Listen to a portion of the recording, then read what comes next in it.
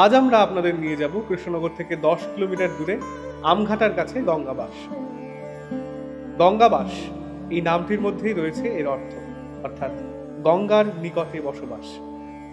নদিয়ারাজ মহারাজ কৃষ্ণচন্দ্র ঠিক করেন যে তার শেষ বয়সটা তিনি গঙ্গার কাছাকাছি কোথাও অতিবাহিত করবেন, এবং সেই মতো অলকানন্দা নদীর তীরে, যে নদীটি এখন প্রায় একটি বিলের আকার ধারণ করেছে, সেই নদীর তীরে মহারাজ কৃষ্ণচন্দ্র 1698 শকাব্দে অর্থাৎ 1776 খ্রিস্টাব্দে ইটের তৈরি হরিহর মন্দির নির্মাণ করেন। সঙ্গে নির্মাণ করেন তার রাজপ্রাসাদ। এই মন্দির দুইটি চূড়া বিশিষ্ট। মন্দিরে অবস্থান করছে হরি আর হর, আর সেই থেকে এই মন্দিরের নাম হয়েছে হরিহর মন্দির। মন্দিরে একই বিগ্রহের একটি দিকে রয়েছেন হরি, অন্যদিকে রয়েছেন হর।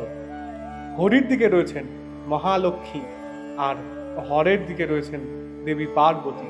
এছাড়াও এই মন্দিরে রয়েছেন বুড়ো শিব, মা শীতলা, শ্রী জগন্নাথ দেব এবং শ্রী গোপাল। এছাড়াও রয়েছে শ্রী বিষ্ণুর দক্ষিণ পায়ের ছাপ। শোনা যায় যে মহারাজ কৃষ্ণচন্দ্র বিপুল অর্থব্যয় ও পরিশ্রমে চিত্রকূট পর্বত থেকে শ্রী রামচন্দ্রের প্রস্তর পদচিহ্ন এখানে এনে প্রতিষ্ঠা করেছিলেন। সেটি এখনো এখানে আছে। অনেকে এটিকে মহাবিষ্ণু গদাধরের পাদপদ্ম বলে থাকেন। এই মন্দিরের শিলালিপিতে আমরা দেখতে পাই এই মন্দিরের ইতিহাস সম্বন্ধে খোদিত আছে একটি সংস্কৃত শ্লোক। শ্লোকটির ভাবার্থ এই যে অজ্ঞ শিব ও বিষ্ণুকে পৃথক পৃথক মনে করে পরস্পরের মধ্যে বিদ্বেষ তৈরি করে, তাদের ভ্রান্তি দূর করার জন্য ভুবন বিখ্যাত বাজপেয়ী মহারাজেন্দ্র দেব অর্থাৎ নদিয়ারাজ মহারাজ কৃষ্ণচন্দ্র 1698 শকে গঙ্গাবাসে এই মন্দির ও হরিহরের ব্রহ্মরূপ অদ্বৈত মূর্তি লক্ষ্মী ও উমার সঙ্গে স্থাপন করলেন। এই মন্দির চত্বরে ছড়িয়ে ছিটিয়ে রয়েছে মহারাজ কৃষ্ণচন্দ্রের প্রাসাদের কিছু ভগ্নাংশ।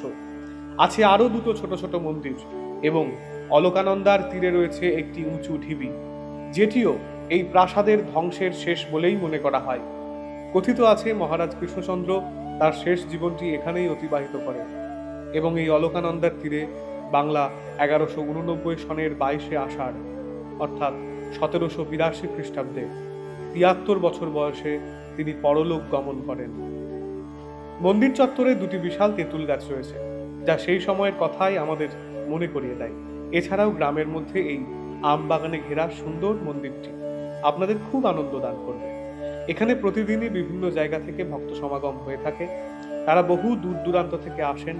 এছাড়াও বেশ কিছু বিদেশি ভক্তরাও এখানে প্রতিদিন আসা যাওয়া করেন। এখানে আপনাদের যেতে হলে কৃষ্ণনগর স্টেশন থেকে অটো, টোটো অথবা বাসে করে আমঘাটা স্টেশনে এসে নামতে হবে, এবং সেখান থেকে সামান্য কিছুটা পথ এগুলেই এই গঙ্গাবাস বা হরিহরের মন্দির। সম্প্রতি আমঘাটা কৃষ্ণনগরের সঙ্গে রেলের যোগাযোগ তৈরি প্রায় শেষ হবার মুখে।